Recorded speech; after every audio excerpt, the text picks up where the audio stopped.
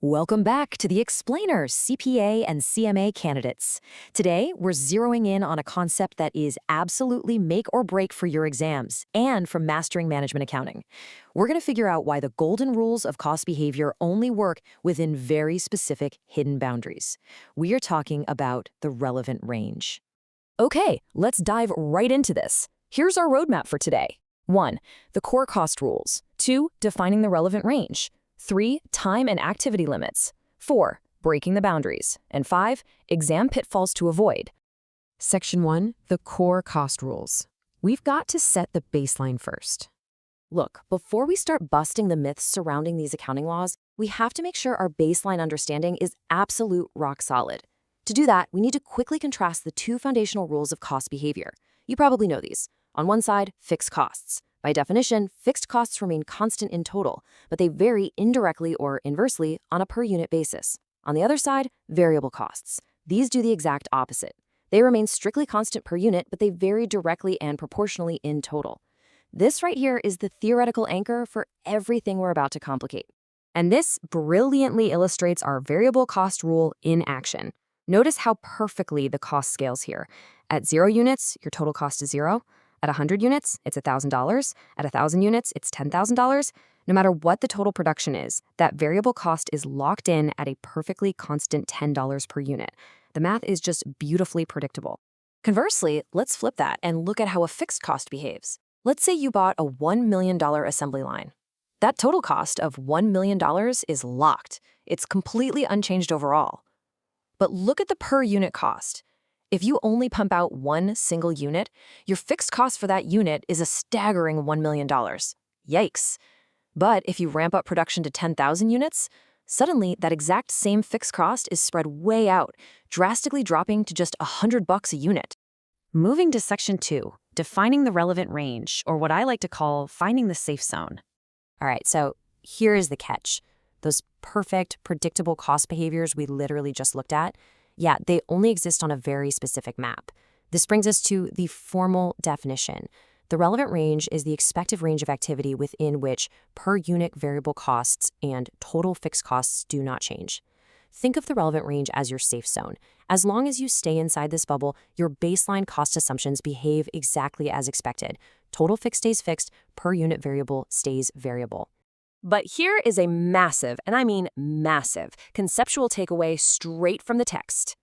All costs are variable in the long run, which means the relevant range is strictly synonymous with the short run. Why? Think about it. Eventually, things change. Leases expire, factory capacity gets maxed out, contracts get renegotiated.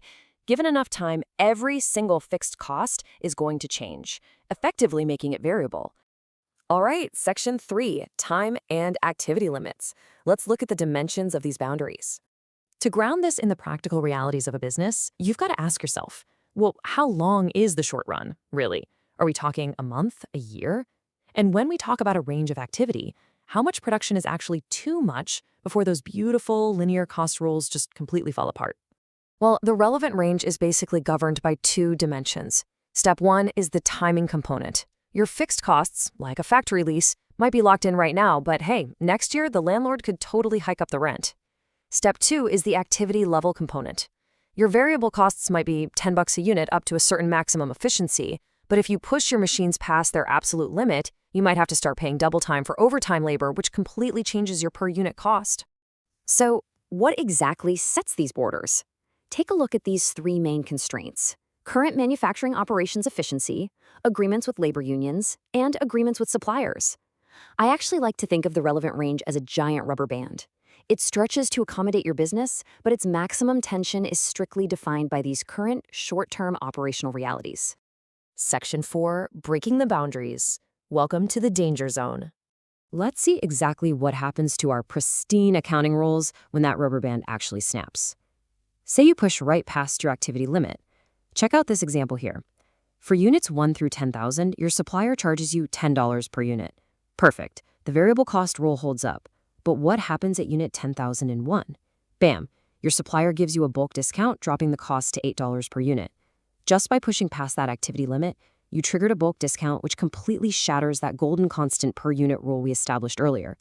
Or think about what happens when management makes a massive strategic shift, like investing in highly efficient automated equipment. This moves you entirely outside your current boundary. Your total fixed costs are going to shoot way up because, well, new machinery is expensive. But your variable cost per unit, those will likely drop down because you suddenly need way less direct labor. Stepping outside the relevant range fundamentally alters both your fixed and variable cost behaviors at the exact same time. And this becomes absolutely critical when you're dealing with regression analysis on the exam. Let's say you have a data set and the absolute highest volume of production you've ever recorded is 20,000 units. You use linear regression to find a formula for your costs. Guys, that formula is only valid up to 20,000 units. Applying a linear formula that's valid for 20,000 units to forecast costs for, say, 100,000 units, that is entirely inaccurate because you have literally no idea what the relevant range does way out there. Which brings us to Section 5, Exam Pitfalls to Avoid. Let's translate this into points. All right, I am officially putting on my exam coach hat for this one. Pay very close attention because this is where theory turns directly into passing scores. So the crucial point is this. Examiners love, and I mean love, to test your awareness of these boundaries. The core accounting rules only apply within the safe borders of the data they actually provide you in the prompt. Do not, under any circumstances, blindly apply a per unit cost into infinity. Here is your high-yield summary of the top traps candidates fall into. Number 1, assuming cost behavior rules are universal regardless of scale. As we've seen, they definitely aren't. Number 2, extrapolating regression formulas way outside the given dataset. Number 3, forgetting that things like bulk discounts will lower per unit variable costs at high volumes. And finally, number 4, ignoring the fact that if a company expands its capacity, total fixed costs will take a massive jump. So I want to leave you with a final thought to really cement this concept. If all costs truly are variable in the long run, how far out is your company, or the company in your exam prompt, really planning before that relevant range snaps? Understanding exactly where that boundary lies is the difference between accurate forecasting and total financial fiction. Keep that in mind as you study and use these rules to lock in those passing scores.